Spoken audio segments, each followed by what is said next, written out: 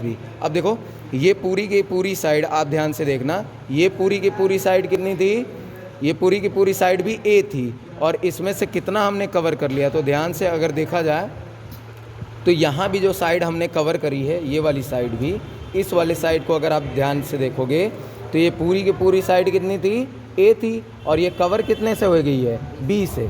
ये कवर कितने से हो गई है, पूरी की पूरी साइड ए है और ये कवर कितने से हो गई है स्टूडेंट, बी से। तो बची हुई साइड यहाँ पे कितनी हो जाएगी, बची हुई साइड यहाँ पे हो जाएगी ए माइनस बी हो जाएगी। तो ये जो रिमेनिंग एरिया आया, ये जो वाइट वाला आप देख रहे हैं, ये रिमेनिंग एरिया जो आया ये एक स्क्वायर टाइप का बन रहा है आपको, है ना।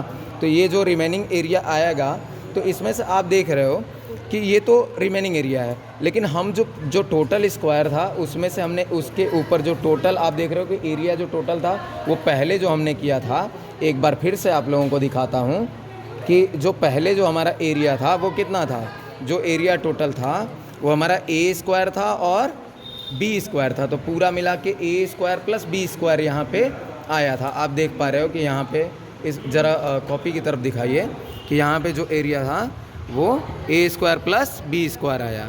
ठीक है, वापस से आ जाते हैं हम डायग्राम की तरफ कि अब हम इसको फिर से कवर कर रहे हैं, जैसे कवर किए थे तो वैसे फिर से कवर कर रहे हैं। तो यहाँ से हमने जो एरिया यहाँ पे कवर कर लिया है, यहाँ पे आप देखो तो एक बार हमने पूरे एरिया को ढक दिया किससे, इस वाले पिंक वाले कलर के पेपर से जिसका कितना एरिया है ए बी, और एक बार और कवर कर दिया हमने येलो वाले पेपर से जिसका भी एरिया रिमेनिंग एरिया कितना है, ए बी है। तो यानी जो पुराना कॉपी की तरफ ज़रा दिखाइए, तो ए स्क्वायर प्लस बी स्क्वायर है उसको हमने कवर कर दिया ए बी और ए बी से। तो ए बी और ए बी से कवर किया, यानी कि हमने A B plus A B यानी 2ab इसमें से हमने निकाल दिया यानी घटा दिया। तो अब जो रिमेनिंग एरिया आया वाइट पेपर का वो कितना आ गया, A square plus B square minus का 2ab। और अगर हम इसी को दूसरे मेथड से करें, मेथड 2 से, तो ये जो रिमेनिंग एरिया है उसकी साइड क्या है, एक साइड पहली वाली साइड भी ए माइनस बी है और दूसरी वाली साइड भी ए माइनस बी है, तो जो कि ये वाला बचा हुआ है यहाँ कॉपी में आप देख रहे हैं। तो यहाँ फिर ये क्या हो जाएगा, ये एक स्क्वायर है तो एरिया जो आएगा वो ए माइनस बी का होल स्क्वायर हो जाएगा।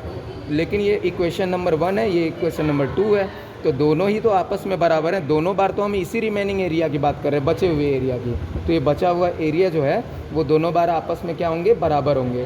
तो यानी इक्वेशन 1 और इक्वेशन 2 से ए माइनस बी का होल स्क्वायर जो है वो A square plus B square minus 2ab के बराबर होगा। यही हमारा आज का प्रोजेक्ट था।